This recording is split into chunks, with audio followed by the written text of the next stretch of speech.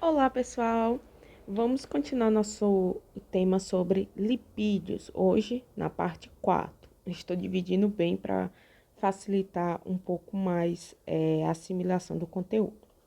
Bom, na aula anterior nós finalizamos falando sobre o processo de hidrogenação, que é aquele processo em que se utiliza a adição de íons hidrogênio em parcialmente nas duplas ligações de gorduras insaturadas. E você obtém gordura hidrogenada totalmente ou quase totalmente saturada, objetivando o quê?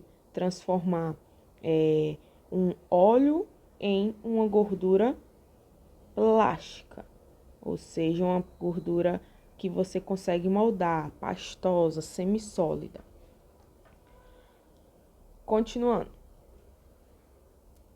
Porém, o processo de hidrogenação, ele acaba produzindo uma gordura que não é boa para o consumo humano, não é boa para a saúde. Então, foram desenvolvidas várias outras técnicas para obter o mesmo tipo de produto, porém por outros métodos. E um deles é a chamada transesterificação ou interesterificação. Nome complicado, né?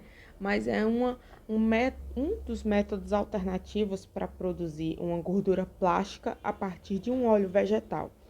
Então, ele consiste em um processo industrial de endurecimento de óleos, ou seja, ele vai pegar o óleo líquido e vai mudar quimicamente para ele ter a aparência de um produto sólido ou pastoso. Pode ser feito através de uso de substâncias químicas ou de enzimas, tá? A grande vantagem é que ele não vai produzir a gordura trans, tá? Ele não produz esse tipo de gordura, ou se produz em pequeníssimas quantidades. O processo é considerado, então, um dos substitutos do processo de hidrogenação e pode afetar a digestibilidade para bem ou para mal dessas gorduras. Então, a facilidade do seu corpo digerir, ela pode ser diferente de você, não, a capacidade da gordura de ser digerida pelo seu corpo pode ser modificada para melhor ou para pior. Então, aqui aproveitando que a gente está falando de gordura trans, por que a gordura trans é tão ruim, professora? Porque a gordura trans, ela aumenta o colesterol ruim, que é o LDL, lembrando, e os triacilgliceróis, aquele mesmo que você faz exame quando vai fazer exame de sangue. Então, tem lá triglicerídeos, pronto. Então, o triglicerídeos e o LDL são aumentados no seu corpo quando tem-se o consumo de gordura trans. Também a redução do colesterol bom, o favorecimento de doenças cardiovasculares. Então, vamos botar aqui um esquemazinho para vocês lembrarem. LDL é o que nós chamamos de colesterol ruim, enquanto o HDL é o colesterol bom. Esses dois são um tipo de lipídio daquela nossa classificação como lipídio composto, porque ele é formado por um lipídio mais uma proteína. Então, são uma mistura de lipídios com proteína, são lipoproteínas. Mas por que era bom para a indústria? Porque a indústria produzia e não se preocupava tanto com isso, até que legalmente foi proibido a produção de gordura trans. Porque para a indústria, sem considerar a parte nutricional, para a indústria, as gorduras trans proporcionam um tipo de gordura com ponto de fusão mais alto, ou seja, ela precisa de uma temperatura mais alta para liquefazer, para formar um líquido. Então, ao contato com a mão, ao contato com os equipamentos que iriam modelar, por exemplo, um biscoito, um recheio, uma cobertura, uma massa bem gordurosa, ele não derretia. Então, você conseguia fazer moldes ainda mantendo a característica de gordura sólida, mesmo com a temperatura das mãos, se for um processo artesanal, ou com o aquecimento dos equipamentos misturadores em uma indústria. Então, era bom desse ponto de vista. E, além disso, ele proporcionava melhoria nas texturas dos alimentos. Por isso, era bastante utilizado. Mas, como afeta a saúde do consumidor, ele é legalmente proibido. Aqui eu vou mostrar alguns exemplos de rótulos em relação ao que nós estamos estudando de lipídios. Aqui, vocês vão ver melhor quando falarmos na disciplina de embalagem, no próximo semestre, sobre tabela nutricional, como é que tem que ser, quais os itens que tem que estar presentes. Mas,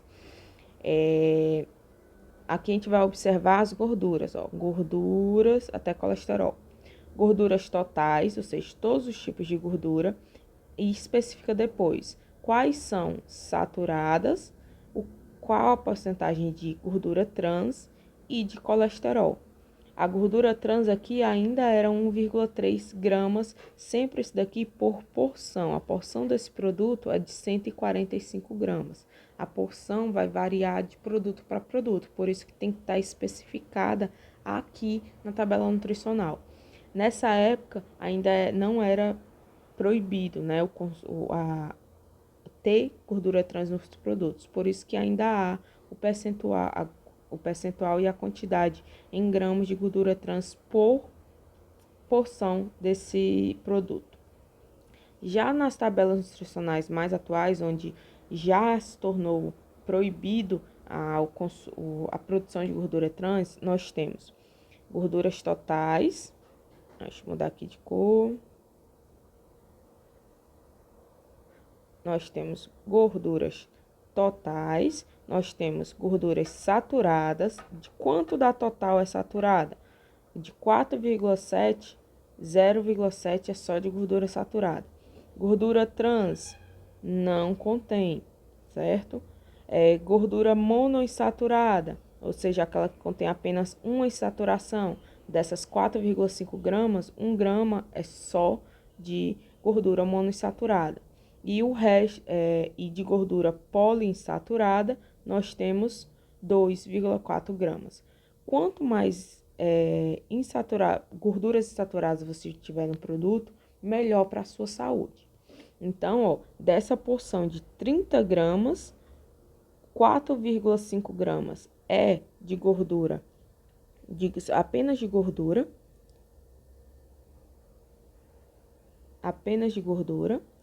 e dessas 30 gramas, 3,4 gramas são de gorduras insaturadas, divididos em mono e poliinsaturadas. E aqui nós temos também colesterol. Por não ter colesterol, provavelmente deve ser um produto que não contém quantidades significativas ou não contém produtos de origem animal, feito apenas com ingredientes de origem vegetal.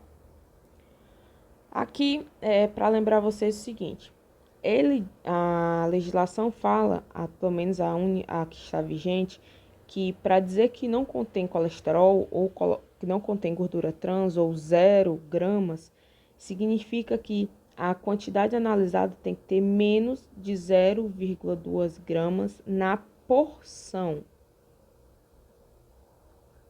Ou seja, se tiver 0,1, 0,19, você pode colocar como se não existisse, tá? É como se fosse uma margem de erro. Porém, temos que lembrar que isso aqui é por porção de produto. Se a minha porção é apenas de, por exemplo, 2 a 3 biscoitos, 2 biscoitos meios, e o meu pacote tem 10 biscoitos, eu teria 4 porções. Vamos supor que aqui, por porção, na verdade, ele não tinha 0. Ele tinha 0,1 grama por porção. vezes as 4 porções, então nós teremos 0,4 gramas de gordura trans no pacote de biscoito, o que não é zero. Então, ele é uma quantidade já bastante significativa para uma substância que não deveria estar contida. Então, tem que observar isso, que ele fala é por porção. Mas a legislação já está sendo trabalhada para reduzir ainda mais esse valor aqui que está vigente. Revisando, nós vimos da aula anterior também as características, né? Nós vimos polimorfismo, que é aquela característica de ser sólido, algumas gorduras sólidas e outras líquidas, a temperatura ambiente. Nós vimos que elas possuem pontos de fusão diferentes, como consequência das suas características de tamanho de cadeia, de carbono, se é insaturada, se é saturada. Vimos a característica de produzir sabão. Vimos o processo de hidrogenação, que acaba produzindo parte de gordura trans, e o método alternativo à hidrogenação alternativo. Há um método alternativo à hidrogenação para reduzir a produção de gordura trans. Interessante. Para que você utiliza ele na indústria de alimentos? Vários exemplos. As gorduras, os lipídios, eles em si, eles ajudam a melhorar tanto o sabor, aroma, aparência, melhora a parte nutricional, porque, querendo ou não, nós necessitamos de percentuais de gordura, e também textura. Melhora a palatabilidade, ou seja, a sensação que você sente na boca, principalmente em relação à suavidade na textura do produto. Ele também tem características aromatizantes, né? E também tem características emulsificantes, características de estabilizante, conferindo maciez, brilho, firmeza, adesividade, elasticidade e ação lubrificante, além de proporcionar texturas específicas. Por isso, por exemplo, que geralmente produtos com mais gordura, até massas de salgados, massas de biscoitos que contêm mais gordura, elas têm uma textura mais fácil de ser mastigada, mais fácil de ser engolida em relação a produtos que apresentam uma quantidade menor de gordura. E a sensação que você sente na boca de produtos mais gordurosos, ela é mais agradável. Não só pela textura, mas também por apresentar maior sabor mais acentuado e também flavor mais significativo. Exemplos de utilização. Na panificação, você utiliza gordura principalmente para ajudar na extensibilidade da massa, ou seja, ajudar ao glúten, lubrificar a rede de glúten para ela esticar a massa, relembrando, né, da rede de glúten, quando nós vimos proteínas, ela é formada por duas proteínas, a gliadina e a glutenina, e ajuda na expansão da massa sem que ela rasgue. E se você lubrificar essa rede, ela consegue esticar mais sem se romper, além de melhorar na formação do glúten em si. Já na produção de queijo, auxilia na textura da massa, que vai ser massa coagulada, que vai ser utilizada na prensagem para retirar o soro. Na área de sorvetes, melhora o sabor. Lembram, já viram aqueles tipos de sorvete que tem mais gordura? Quer dizer, ele tem escrito, contém mais leite, muito mais cremoso, porque o leite, geralmente é leite integral, e o leite integral, ele contém muita gordura, em média de 3 a 3,5%. Então, proporciona um sorvete com melhor sabor, também com melhor textura e melhor capacidade de aeração. O que é a capacidade de aeração de sorvetes? É a capacidade que ele tem de reter bolhas de ar dentro da massa de sorvete para deixá-lo mais leve. Observem no rótulo de um sorvete que tem lá escrito, por exemplo, 2 litros. E quando você vai ver o peso, é 1.600 quilogramas.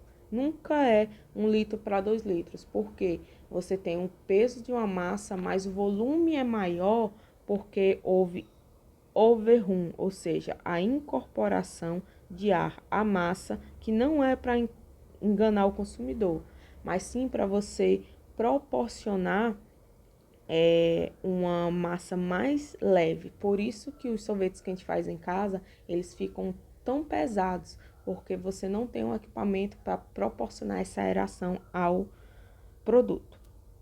Aqui algumas referências utilizadas. Até a próxima aula. Façam os exercícios, participem do fórum, revejam o material e enviem suas dúvidas. Tchau!